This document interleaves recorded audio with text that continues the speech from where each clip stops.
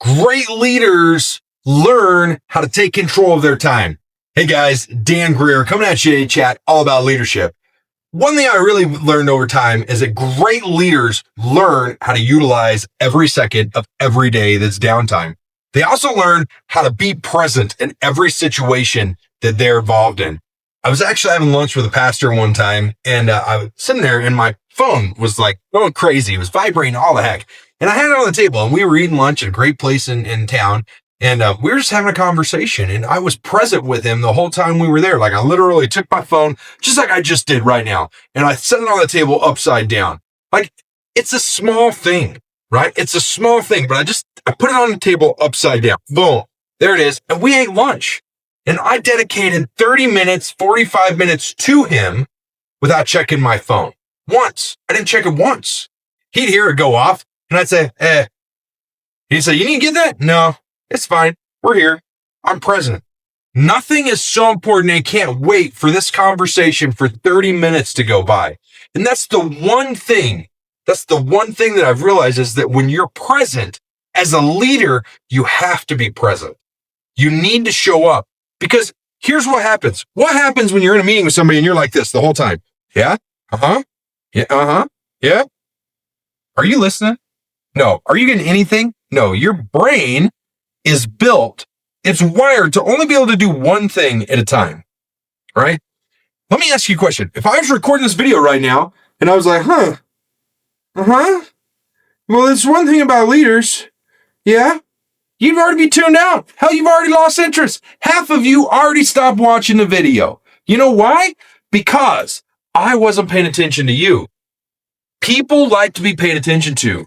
As a leader, you want to step up and pay attention to people, because here's the thing. If you're not focusing on them, they're learning from you and they don't feel important. What do you think happens when you don't feel important? You leave. You start looking for something else, right? In a relationship, if you don't feel like your partner values you, what happens? You start looking for ways to feel valued. At work, if you don't feel like your employer, if you don't feel like your boss, if your leader, if your team values you, what happens? You start looking for a place where you might be valued. If you feel like you're underpaid, it's not the pay that's a problem. I got news for you. Pay is never the reason somebody leaves a job. Hardly ever is it pay. It's because, one, they have struggles with their leadership. That is the biggest reason people leave jobs, is because they struggle with somebody in leadership. Two, they don't agree with the values of who they're working for, the company they're working for, or their leaders. And the third reason is because it's a scheduling conflict.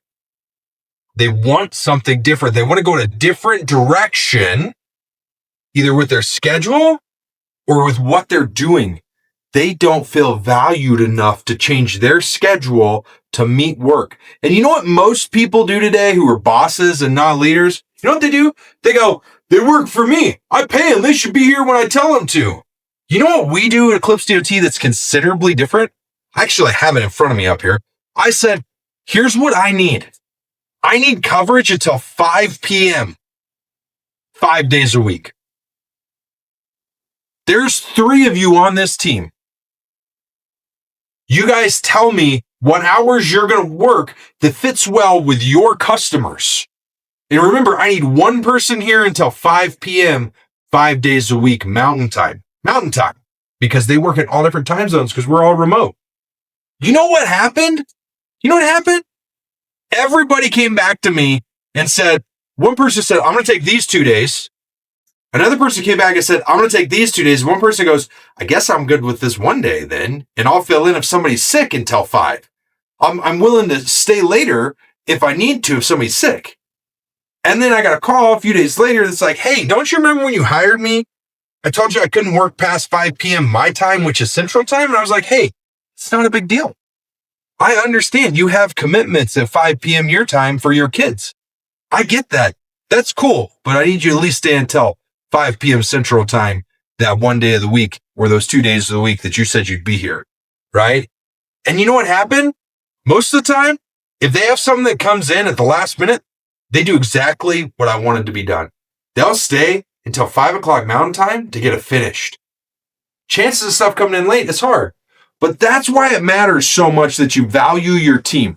There's your 5-minute Fired Up Forged with Dan. We'll catch you guys later.